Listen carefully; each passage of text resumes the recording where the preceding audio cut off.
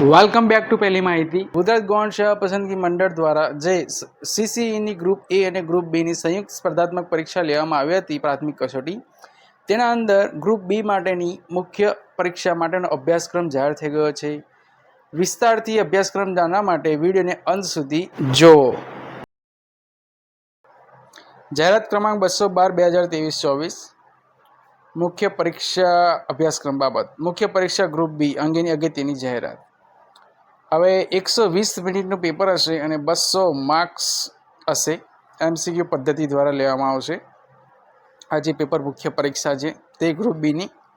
હવે તેના અભ્યાસક્રમની વાત કરીએ વિગતવાર તો સૌથી પહેલાં તો ઇંગ્લિશની અંદર 20 ગુણ હશે.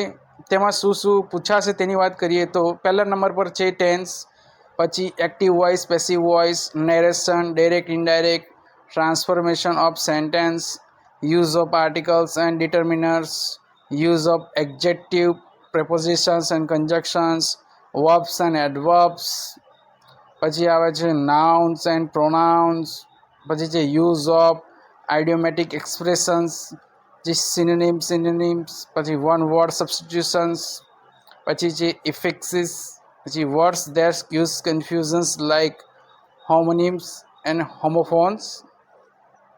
આટલો ઇંગ્લિશનો અભ્યાસક્રમ રહેશે.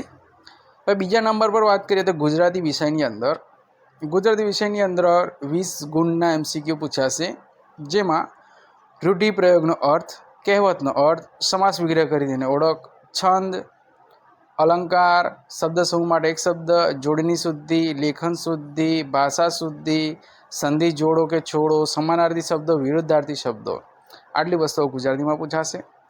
પછી ત્રીજા નંબર પર આવે છે રાજ્ય વ્યવસ્થા RTI, જેમાં 30 પ્રશ્નો પૂછાશે, 30 MCQ. તેમાં શું છે તો વાત કરીએ ભારતીય બંધારણ, ઉદ્ભવ અને વિકાસ, લાક્ષણિકતાઓ, અમુક મૂળભૂત અધિકારો અને ફરજો, માર્ગદર્શક સિદ્ધાંતો, અગત્યના બંધારણીય સુધારા, કટોકટીને લગતી મહત્વની જોગવાઈઓ. પછી બીજા નંબર પર છે કે સંઘ અને રાજ્યના કાર્યો અને જવાબદારીઓ, સંસદ અને રાજ્ય વિધાનમંડળ, માળખું, કાર્ય, સત્તા અને વિશેષાધિકારો, સમવાય તંત્રને લગતી બાબતો. પછી જે ભારતમાં ન્યાયપાલિકા, માળખું અને કાર્યો, ન્યાયિક સમીક્ષા, જનહિત યાચિકા, બંધારણીય રીટ. પછી ચોથા નંબર પર છે બંધારણીય સંસ્થાઓ, સત્તા, કાર્યો અને જવાબદારીઓ તેમની. પછી પાંચમા નંબર પર વૈધાનિક, નિયમનકારી અને અર્ધ ન્યાયિક સંસ્થાઓ. પછી છઠ્ઠા નંબર પર સ્થાનિક સરકાર. પછી સાતમા નંબર પર કેન્દ્ર અને રાજ્ય સરકારની અગત્યની નીતિઓ અને કાર્યક્રમો. પછી છે જાહેર માહિતી અધિકાર અધિનિયમ RTI એક્ટ 2005. પછી ચોથા નંબર પર ઇતિહાસ, ભૂગોળ અને સાંસ્કૃતિક વારસો, ત્રણના ભેગા થઈને 30 ગુણના MCQ પૂછાશે. હવે વાત કરીએ આગળ. ઇતિહાસની અંદર સિંધુ ખીણની સભ્યતા, લાક્ષણિકતાઓ, સ્થળો, સમાજ, સંસ્કૃતિ, ઇતિહાસ, કળા અને ધર્મ, સિંધુ ખીણની સભ્યતા અને ગુજરાત સંદર્ભમાં માનવ સભ્યતાનો વિકાસ. બીજા નંબર પર વૈદિક યુગ, જૈન ધર્મ અને બૌદ્ધ ધર્મ. ત્રીજા નંબર પર ગુજરાતના રાજવંશો જેવા કે મૈત્રક વંશ, સોલંકી વંશ અને વાઘેલા વંશ. ચોથા નંબર પર 1857 ભારતનો સ્વતંત્ર સંગ્રામ, ઉદ્ભવ, સ્વરૂપ, કારણો, પરિણામો અને મહત્વ, ગુજરાત વિશેષ સંદર્ભમાં. 19મી સદીમાં ભારત અને ગુજરાતમાં ધાર્મિક અને સામાજિક સુધારાના આંદોલનો, ભારતની સ્વતંત્રતા માટેની ચળવળ, ભારત અને વિદેશમાં ભારતીય ક્રાંતિકારીઓ. સાતમા નંબર પર મહાત્મા ગાંધીજીના 11 વ્રતો, 11 મહાવ્રતો, રચનાત્મક કાર્યક્રમ, હિન્દુ સ્વરાજ.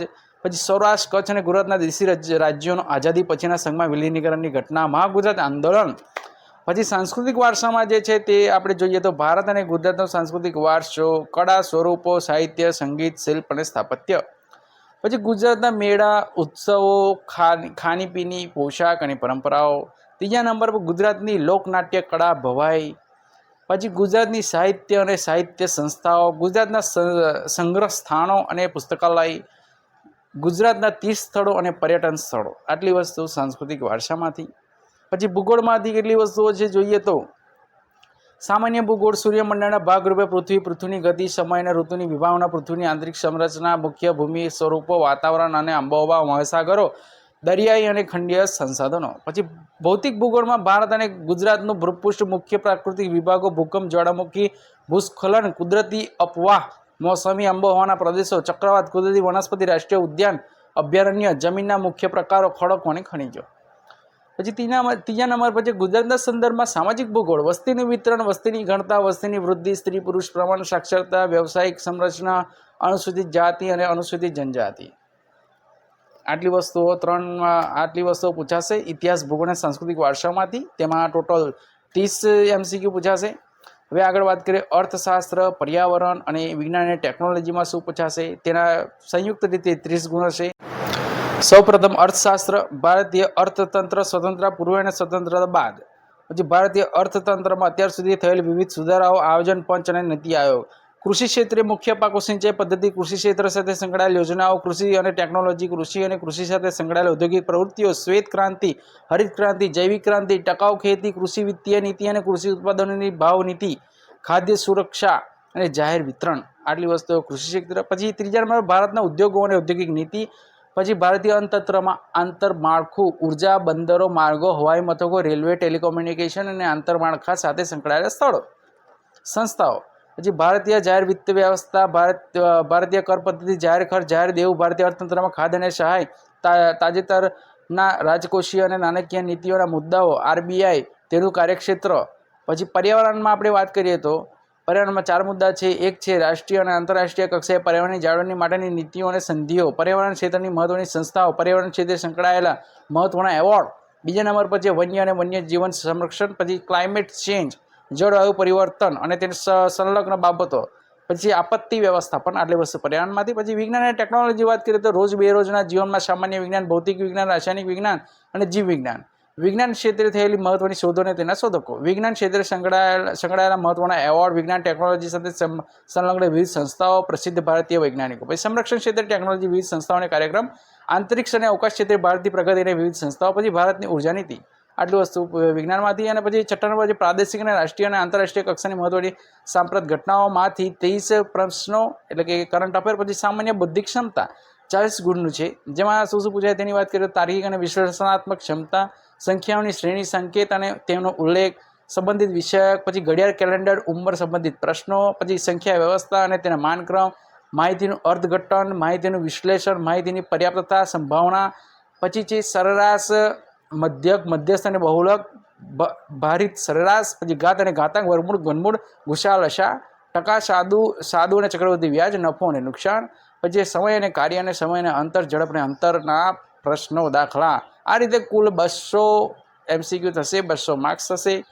નોંધ આપેલી કે પરીક્ષાનો મધ્યમ ક્રમ નંબર 1માં અંગ્રેજી ભાષામાં રહેશે અને ક્રમ 2 જે ગુજરાતી ભાષામાં રહેશે. એટલે ગુજરાતીમાં અને ઇંગ્લિશના જે MCQ છે તે અંગ્રેજી ભાષામાં રહેશે.